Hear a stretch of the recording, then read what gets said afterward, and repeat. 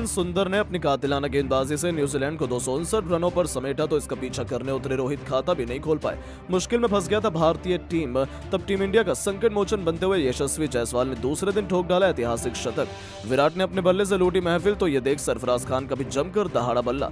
चौक के छक्कों की ऐसी बारिश देखकर तो पूरे देश के होश उड़ गए। तो दोस्तों आखिरकार भारत की पूरी बल्लेबाजी, भारत और न्यूजीलैंड के बीच दूसरे टेस्ट मैच के दूसरे दिन की हाईलाइट का वीडियो हम आपको दिखाने जा रहे हैं। लेकिन उससे पहले आप सभी को क्या लगता है कि यशस्वी जायसवाल, विराट कोहली और सरफराज खान में कौन सबसे खतरनाक बल्लेबाज है? अपनी कीमती राय नीचे कमेंट करके जरूर बताइएगा। तो चलिए अब आपका ज्यादा समय न लेते हुए शुरू करते हैं वीडियो। दोस्तों पुणे के मैदान पर शुरू हुए रोमांचक टेस्ट दूसरे टेस्ट मैच के पहले दिन टीम इंडिया का जलवा कायम था, जहां घमंडी न्यूजीलैंड को उनकी औकात दिखाते हुए पहले भारतीय गेंदबाजों ने अपनी लाजवाब फिरकी से इतिहास लिखा। वाशिंगटन सुंदर ने एक नहीं, दो नहीं, तीन नहीं बल्कि 7 विकेट लेकर पूरी दुनिया को हैरत में डाल दिया। तो अश्विन ने भी 3 विकेट लेकर उनका बखूबी साथ निभाया और इन दोनों ने अकेले पूरी की पूरी न्यूजीलैंड को 259 रनों पर ही समेट दिया। हालांकि इस लक्ष्य का पीछा करते हुए कप्तान रोहित बुरी तरीके से फ्लॉप साबित हुए। वो तो खाता भी नहीं खोल पाए थे। ऐसा लगा था कि टीम इंडिया की हालत एक बार फिर से खराब होने वाली है। हालांकि पहले दिन का खेल खत्म होने तक यशस्वी और गिल ने भारत को संभाल लिया था और टीम इंडिया ने 11 ओवर में 16 रन बना दिए थे। अब बारी थी दूसरे दिन न्यूजीलैंड को बताने की कि भारतीय बल्लेबाज भी किसी से कम नहीं है। हालांकि दोस्तों टीम इंडिया की शुरुआत बिल्कुल भी अच्छी नहीं रही। दूसरे दिन की सुबह पहले घंटे में ही भारत ने अपने 4 बल्लेबाज गंवा दिए थे। टीम इंडिया इतनी बुरी स्थिति में थी कि लगने लगा कि भारत तो इस मैदान पर अब अगर 150 रन का भी आंकड़ा पार कर लेंगे तो न्यूजीलैंड को शायद चुनौती दे ले, वरना तो भारत का बेड़ा गर्क है। लेकिन दोस्तों यशस्वी जायसवाल जब तक मैदान पर टिके हों वो बेकार से बेकार मुकाबले में भी जान डाल देते हैं। और दोस्तों आज ऐसा नजारा देखने के लिए मिला जिसके बाद हर किसी को सांसें तक थम गई। दरअसल दोस्तों हुआ यह था कि सुबह दूसरे दिन यशस्वी और गिल ने टीम इंडिया को शानदार शुरुआत दिलाई थी। पहले ओवर में यशस्वी ने एक के बाद एक 2 गेंद पर लगातार 2 चौके बटोरकर अपने तेवर न्यूजीलैंड को दिखा दिए थे कि वो किसी को भी नहीं छोड़ेंगे। अभी तक भारत के ऊपर कोई दबाव नहीं था। टीम इंडिया अभी भी ऐसा लग रहा था कि वापसी कर लेगी। लेकिन दोस्तों न्यूजीलैंड भी किसी से कम थोड़ी है। वो भी इतनी आसानी से हार कहां मानने वाले हैं। और पहले टेस्ट मैच में राहुल तो इस टेस्ट मैच में शुभमन गिल एक बार फिर से पूरी तरीके से फ्लॉप साबित हुए। जी हां दोस्तों, वो तीसरे नंबर पर मात्र 21 रन बनाकर ही आउट हो गए। अब दोस्तों भारत को 2 बड़े विकेट लग चुके थे, लेकिन एक छोर से अभी भी यशस्वी पूरा भार भारतीय टीम को संभाले हुए थे।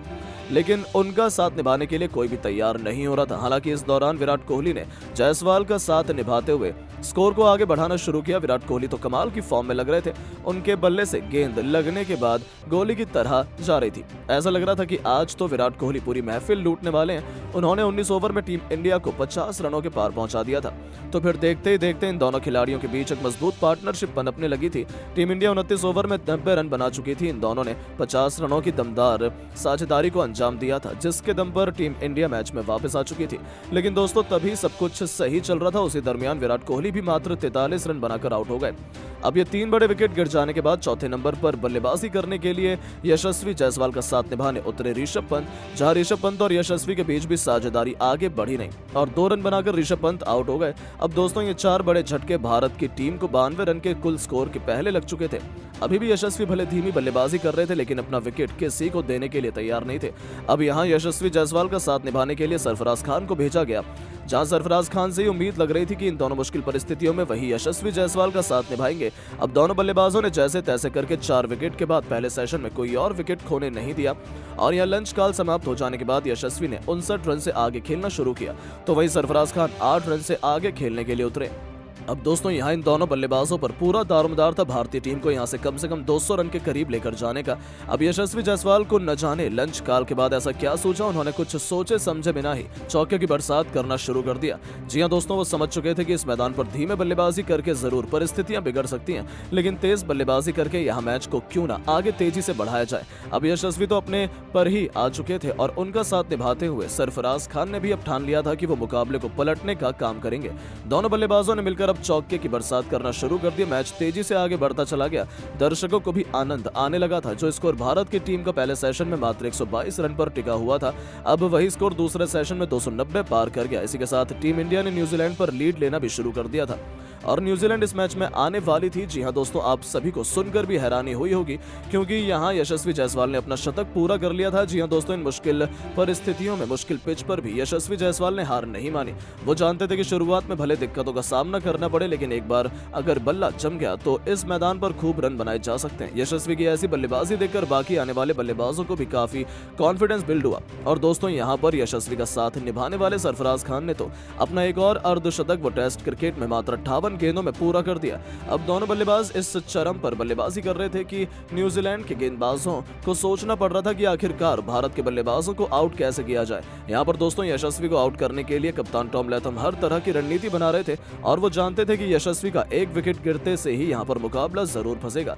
लेकिन यहाँ पर यशस्वी पहले तैयार थे। उन्होंने डटकर सामना न्यूजीलैंड के गेंदबाज Matt Henry, Tim Southee, Ajaz Patel का किया और यहाँ उन्होंने किसी को भी बख्शा नहीं। इस दौरान यशस्वी ने 100 रन पूरा करने के बाद 149 रन तो पलक झपकते से ही बना दिए। अब भारत की टीम लगातार आगे बढ़ती चली जा रही थी, जिसे देखकर न्यूजीलैंड के गेंदबाजों के मन में चूहे काट रहे थे कि आखिरकार अगर इन दोनों का बल्ला ऐसे ही चलता रहा तो मुकाबले में जरूर पिछड़ जाएंगे। यहाँ पर जायसवाल ने अपना आक्रामक रूप धारण कर लिया। हालांकि तभी जब वो 163 रन बनाकर खेल रहे थे तभी उनका विकेट ग्लेन फिलिप्स को दोबारा से मिला। जी हाँ दोस्तों, फिलिप ने लेग ब्रेक गेंद पर यशस्वी जायसवाल को पुल शॉट खेलने पर मजबूर किया और पुल शॉट लगाने के लिए गए यशस्वी जहां अक्सर छक्का बटोरते हैं, वहां फील्डर ने यह शानदार कैच लपककर भारतीय टीम को 5वां बड़ा झटका दिया, जहां यशस्वी जायसवाल 163 रन बनाकर आउट हुए और अपनी इस पारी में यशस्वी ने 17 चौके और 6 छक्के भी लगाए। अब यशस्वी के आउट हो जाने के बाद मैदान पर उतरे सरफराज खान का साथ निभाने के लिए रविंद्र जडेजा, जहां रविंद्र जडेजा और सरफराज खान ने मिलकर अब स्कोर को आगे बढ़ाना शुरू कर दिया। इन दोनों ने देखते ही देखते टीम इंडिया को 400 तो फिर 450 रनों के पार पहुंचा दिया।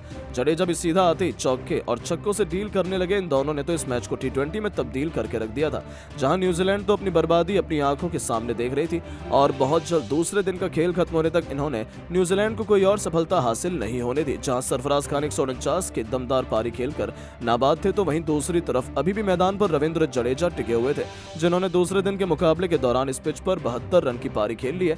और दोस्तों अब अगर रविंद्र जडेजा चाहें तो बड़ी आसानी से भारतीय टीम को दूसरी पारी में 500 रन के पार तीसरे दिन करवा सकते हैं और अगर इन दोनों ने यह कारनामा कर दिखाया तो उनकी वजह से भारत की टीम इस मुकाबले को जीतने की प्रबल दावेदार हो जाएगी, क्योंकि हमें नहीं लगता कि 500 रन बनाने वाली टीम इंडिया यदि 240 रन से अधिक की लीड न्यूजीलैंड पर ले लेगी तब न्यूजीलैंड इस मैच में वापसी कर पाएगी, चाहे वो अपना जोर पूरा लगा लें। तो ऐसे में दोस्तों यहाँ यशस्वी जायसवाल और सरफराज खान की बदौलत इस मुकाबले में भारतीय टीम ने वापसी कर ली है और भारत ने आज का मैच समाप्त होने तक 90 ओवर तक बल्लेबाजी करते हुए 6 विकेट गंवाकर 449 रन बनाए हैं। और दोस्तों 449 रन में भारतीय टीम के बल्लेबाजों का बेहद ही शानदार योगदान रहा है। लेकिन अब आप क्या मानते हैं कि भारतीय टीम क्या न्यूजीलैंड की टीम को दूसरे टेस्ट मैच में हरा पाएगी या फिर नहीं? और आप भारतीय बल्लेबाज रोहित शर्मा और सरफराज खान को और रविंद्र जडेजा को ऐसी बल्लेबाजी के लिए 10 में से कितने नंबर देना चाहेंगे? अपनी राय नीचे कमेंट करके जरूर बताएं और ऐसी शानदार खबरों के लिए चैनल को सब्सक्राइब जरूर करें। धन्यवाद। दोस्तों सरफराज खान के कहने पर कप्तान रोहित ने मजबूरी में लिया ऐसा रिव्यू जिसने तो रोहित को धोनी बनाकर रख दिया और फिर मैदान में कुछ ऐसा हुआ देखकर एम्पायर क्या, न्यूजीलैंड के खिलाड़ी, उनके फैंस और करोड़ों हिंदुस्तानी फैंस की भी आंखें फटी की फटी रह गई।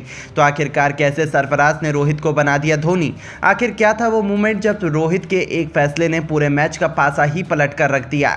उस मैच टर्निंग मूवमेंट का पूरा वीडियो तो हम आपको दिखाएंगे ही, लेकिन उससे पहले रोहित और धोनी के पसंदीदा कप्तान आपका कौन है? अपनी राय हमें नीचे कमेंट करके जरूर बताइएगा। दोस्तों 1-0 से सीरीज में आगे चल रही न्यूजीलैंड की cricket team Pune cricket stadium में भी पूरे कॉन्फिडेंस के साथ टीम इंडिया को धूल चटाने के लिए आई थी। यहां तक कि टॉस भी उनके हक में रहा। उन्होंने टॉस जीतकर पहले बैटिंग करने का फैसला किया। हालांकि इस बार बारी थी भारतीय गेंदबाजों के जलवा दिखाने की। अश्विन ने जहां लैथम को आउट कर उन्हें पहला झटका दिया तो वहीं कानवे और बिल यंग के बीच अच्छी पार्टनरशिप बनने लगी थी।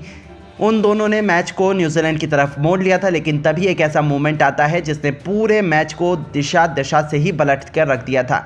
जी हाँ दोस्तों, वो मूवमेंट था पारी के 24वें ओवर का। गेंदबाजी कर रहे थे अश्विन। उनके ओवर की आखिरी गेंद पर बिल यंग चकमा खा जाते हैं। गेंद उनके पीछे से सीधा विकेटकीपर ऋषभ पंत के दस्तानों में जाती है और विकेट के लिए पंत से लेकर सरफराज खान और रोहित शर्मा ने जोरदार अपील की, क्योंकि उन्हें लगा था कि गेंद पर बल्लेबाज का एज लगा है। हालांकि एम्पायर ने बैट्समैन को आउट नहीं दिया, जिसके बाद सभी निराश हो गए।